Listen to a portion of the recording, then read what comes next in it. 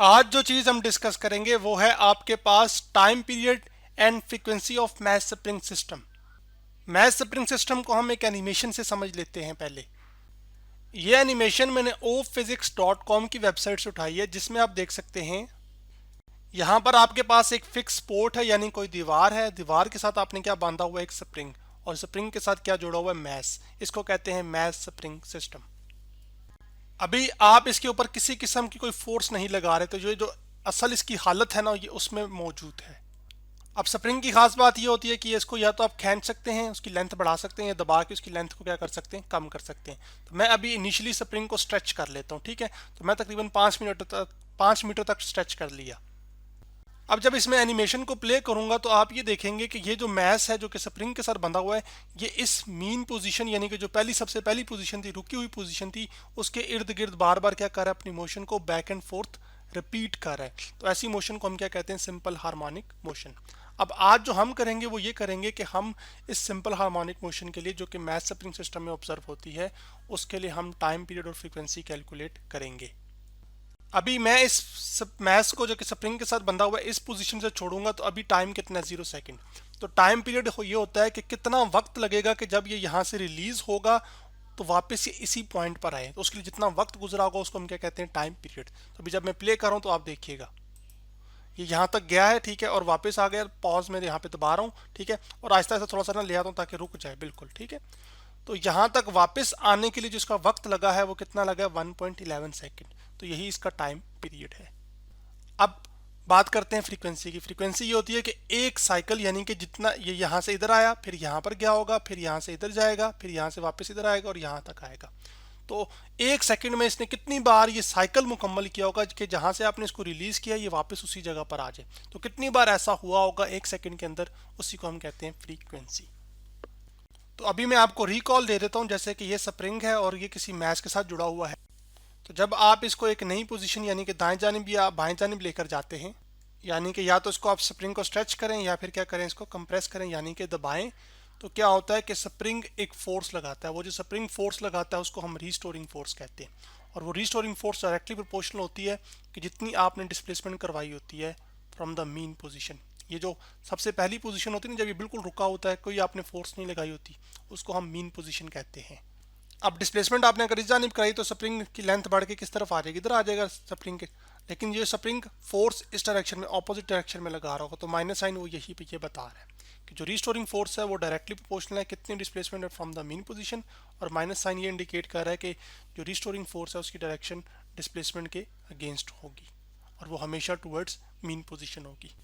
फिर जब आपने इस प्रोपोर्शनैलिटी को ख़त्म किया तो एक इक्वल टू का साइन आ जाएगा और साथ एक कांस्टेंट आ जाएगा जो को स्प्रिंग कांस्टेंट है, यानी कि स्प्रिंग कितना सख्त है या कितना नरम है।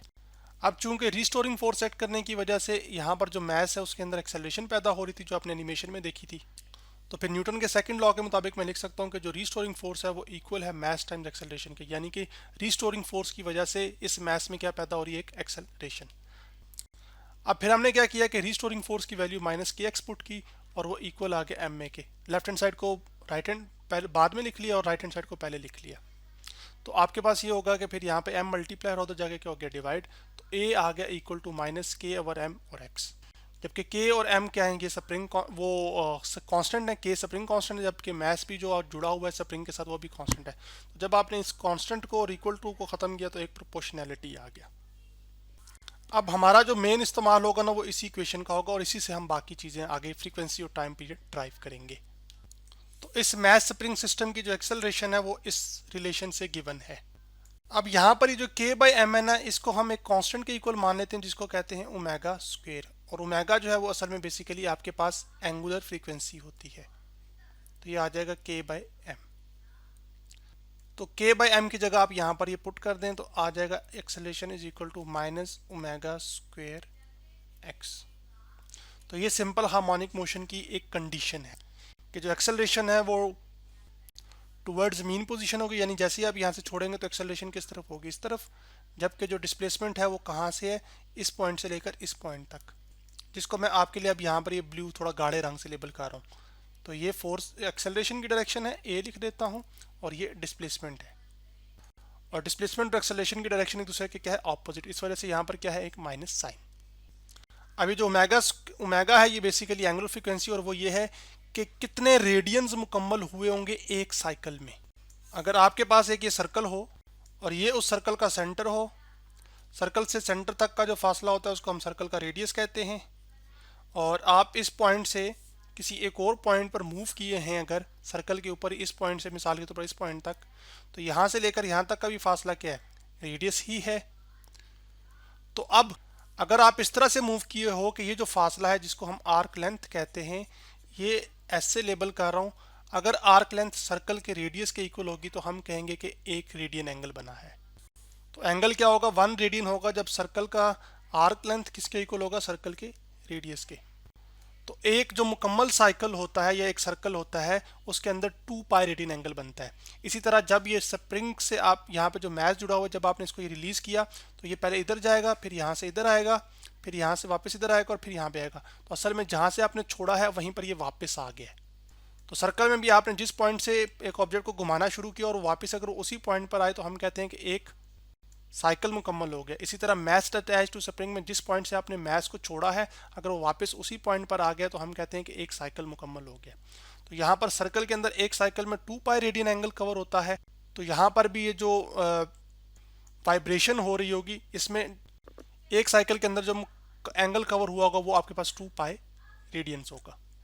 तो जो ओमेगा है उसको फिर आप यूँ डिफाइन करते हैं, ओमेगा इज इक्वल टू 2 पाई, जो कि असल में एक ऑस्किलेशन के अंदर कवर होने वाला एंगल है, डिवाइड बाय एक साइकिल के लिए जो मुकम्मल होने के लिए वक्त लगा होता है उसको हम क्या कहते हैं, टाइम पीरियड।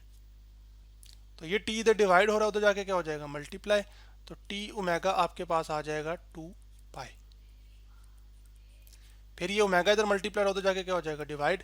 तो आपके पास आ जाएगा time period T is equal to 2 pi divide by omega. अब ओमेगा स्क्वायर की वैल्यू के बाई एम है, तो अगर स्क्वायर को ख़त्म करना होगा तो स्क्वायर रूट आ जाएगा, तो ओमेगा फिर असल में बेसिकली आ जाएगा under root k by m. तो आप क्या करेंगे कि यहाँ पर ओमेगा की जगह के बाई एम पुट कर देंगे, तो आ जाएगा 2 pi divided by under root k by m. तो ये मैथ्स ऊपर चला जाएगा तो आपके पास आ जाएगा 2 pi under root m by k. तो यहाँ से ये नज़र आ रहा है कि जितना मैथ्स ज़्यादा होगा असल में जो टाइम पीरियड है वो उतना ही ज़्यादा होगा, और जितनी के की वैल्यू कम होगी उतना टाइम पीरियड ज़्यादा होगा, क्योंकि इन्वर्सली स्क्वायर रूट के प्रोपोर्शनल है। के जबकि स्प्रिंग कांस्टेंट यानी कि सख्त स्प्रिंग कांस्टेंट के लिए कम टाइम लगेगा एक साइकिल मुकम्मल करने के लिए, जबकि सॉफ्ट स्प्रिंग के लिए ज़्यादा टाइम लगेगा एक साइकिल मुकम्मल करने के लिए। अब बात करते हैं फ्रीक्वेंसी की। तो फ्रीक्वेंसी होती है number of cycles completed in 1 second, यानी कि एक सेकंड में कितने साइकिल मुकम्मल हुए होंगे उसको क्या कहते हैं, फ्रीक्वेंसी। अब हम दोबारा ये omega equal to 2 pi by T का सहारा लेंगे और यहाँ से फ्रीक्वेंसी कैलकुलेट करेंगे। अब यहाँ पर ये 2 पाई इधर मल्टीप्लाई उधर जाके क्या हो जाएगा, डिवाइड। तो ओमेगा आ जाएगा 2 pi by 2 pi equal to, और ये आ जाएगा 1/t, जबकि 1/t क्या होता है, फ्रीक्वेंसी। फ्रीक्वेंसी असल में टाइम पीरियड का रेसिप्रोकल होती है। तो फिर मैं राइट हैंड साइड को पहले लिख सकता हूँ और लेफ्ट हैंड साइड को बाद में। तो फ्रीक्वेंसी आ जाएगी ओमेगा डिवाइडेड बाय 2 पाई, जबकि ओमेगा किसके इक्वल था, के बाई एम के। तो यहाँ पर आ जाएगा frequency 1/2 pi under root k by m. तो यहाँ से ये नज़र आ रहा है कि जितना स्प्रिंग कांस्टेंट लार्ज होगा, यानी जितना सख्त स्प्रिंग होगा, असल में फ्रीक्वेंसी उतनी ज़्यादा होगी, यानी कि उतने ज़्यादा साइकिल्स मुकम्मल होंगे एक सेकंड में।